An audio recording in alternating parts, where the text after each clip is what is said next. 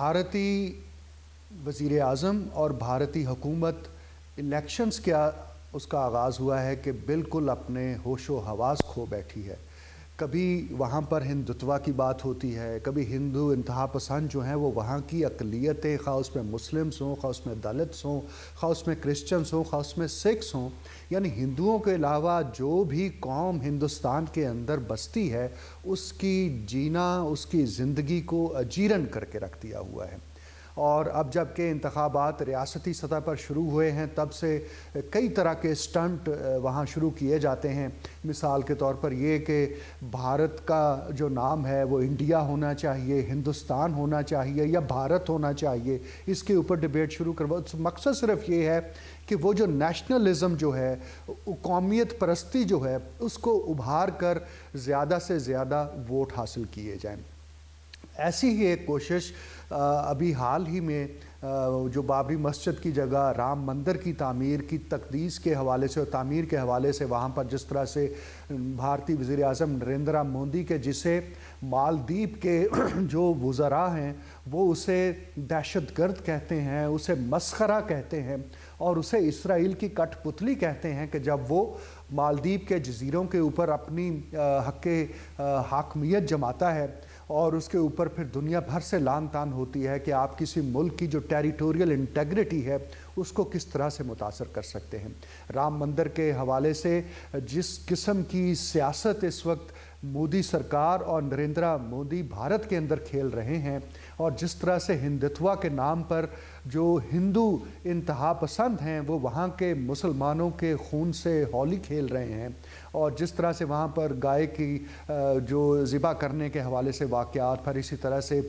دیگر جو قومیں اور اقلیتیں ہیں ان کی جو عرصہ حیات کو تنگ کیا ہوا ہے وہ دنیا دیکھ رہی ہے۔ اور افسوس کی بات یہ ہے کہ دنیا نے اس خطے کے اندر صرف ایک اپنا وہ بیلنس کریٹ کرنے کے لیے چین کے خلاف بھارت کو یہ کھلی چھٹی دے رکھی ہے، لیکن جو گزشتہ دنوں میں وہاں پر رام مندر کی تقدیس اور تعمیر کے حوالے سے تقریب ہوئی جس میں نریندر مودی خود چلے گئے، جس میں بھارت پورے سے وہاں پر جو جتنے بھی اہم ان کے کہہ لیجئے گروز ہیں وہ اکٹھے ہوئے مختلف مندروں سے اور کہتے ہیں کہ پورے ہندوستان کے مندروں سے وہاں پر مقدس پانی لایا گیا جس سے اس کو دھویا گیا۔ انہیں شرم نہیں آتی ہے کہ کس طرح سے انہوں نے مسلمانوں کی جو مذہبی عبادت گاہ ہے اس کی تضحیک کی ہے، اس کو جس طرح سے منہدم کیا ہے اور اس کے بعد جس طرح سے قتل عام کیا، وہ اس کو دیکھ کر انسانیت شرما جاتی ہے۔ لیکن افسوس یہ ہے کہ وہاں پر حوالے سے جو کچھ ہو رہا ہے، اقوام متحدہ ہو یا دنیا کے اور بڑے ادارے ہوں، وہاں سے اس کے حوالے سے کسی قسم کی کوئی مذمت کی بات نہیں آتی۔ لیکن اب جب کہ بابری مسجد کے حوالے سے یہ واقعہ سامنے آیا تو اس کی جگہ تعمیر کی پاکستان کے وزیر جو وزارت خارجہ ہے اس نے بھرپور مذمت کی اور کہا کہ اس سے مسلمانوں کی جو معاشی اور سیاسی پسماندگی ہے اس کو بڑھاوا دینے کی کوشش کی جا رہی ہے۔ چنانچہ اس کانٹیکس میں دیکھا جائے تو یہ جو کچھ کیا جا رہا ہے، حالانکہ اس کے باوجود کہ وہاں پر جو بھارتی عدالت ہے اس نے کہا تھا کہ اس گھناؤنے کام میں جو ملوث افراد تھے انہوں نے انتہائی زیادتی کی تھی، لیکن جہاں ایک طرف یہ کہا کہ یہ لوگ جو ہیں انہوں نے جس طرح سے مسلمانوں کے خون سے ہولی کھیلی تھی یہ انتہائی گھناؤنا کام تھا، لیکن دوسری طرف سب کو بری بھی کر دیا اور پھر یہ بھی مانا کہ جناب یہ جو بابری مسجد ہے یہ وہاں پر جس طرح سے بنی تھی اس کے حوالے سے جو ہندوؤں کا کلیم ہے اس کانٹیکس میں انہوں نے کہا کہ کسی کی مسلمانوں کی جو مقدس عبادت گاہ ہے اس کو گرانا کسی بھی طور پر جائز نہیں تھا۔ تو وہاں کی سپریم کورٹ جو لگتا ہے وہ بھی مودی سرکار کی دباؤ میں ہے اور اس کے باوجود کہ وہ قانون اور انصاف کے مطابق فیصلے کرنا چاہتی ہے، لیکن جب نریندر مودی کا ان کے اوپر دباؤ آتا ہے تو جو اعلیٰ عدلیہ ہے وہاں کی وہ بھی ایسے فیصلے کرتے نظر آتی ہے جس سے قانون اور انصاف کا سر شرم سے جھک جاتا ہے۔ تو یہ جو مسخرہ مودی ہے، یہ جو دہشت گرد مودی ہے، اور یہ جو کٹ پتلی بنا ہوا ہے اسرائیل کا، اور جو یہودی صہیونی اور ہندوانہ سوچ کے تحت آگے بڑھتے ہوئے یہ سمجھتا ہے کہ بابری مسجد کو منہدم کرنے سے، وہاں پر رام مندر تعمیر کرنے سے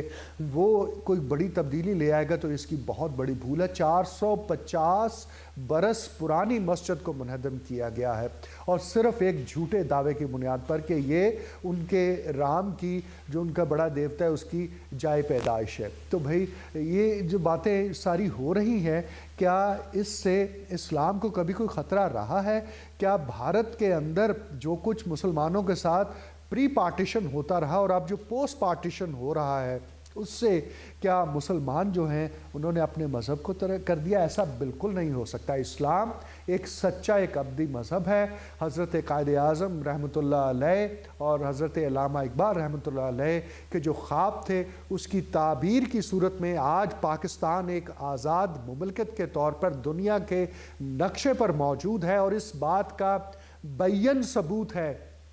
کہ حضرت قائد اعظم محمد علی جناح رحمۃ اللہ علیہ جو کہتے تھے کہ مسلمانوں کا اور ہندوؤں کا رہن سہن، رسم و رواج، ان کے ہیروز، ان کے اسلاف، ان سب میں زمین آسمان کا فرق ہے، تو یہ کس طرح سے ہو سکتا ہے کہ مہاتما گاندھی کی اس بات کو تسلیم کر لیا جائے کہ سب کے سب انگریزوں کے جانے کے بعد یہاں پر ایک قوم بن کر رہ سکیں گے؟ تو حضرت قائد اعظم رحمۃ اللہ علیہ کی یہ جو سوچ تھی، یہ جو ویژن تھا، وہ آج 76 برس بعد دوبارہ سے اس کی توثیق ہوتی ہے، دوبارہ سے اس کا اعادہ ہوتا ہے کہ وہ انہوں نے اس وقت ٹھیک کہا تھا۔ اور مولانا ابوالکلام آزاد جیسے لوگ جو کہ ہندوستان میں رہ گئے تھے، آج ان کی اولادیں جس طرح کی وہاں پر صورتحال کا شکار ہیں، اور جس طرح کے ان کی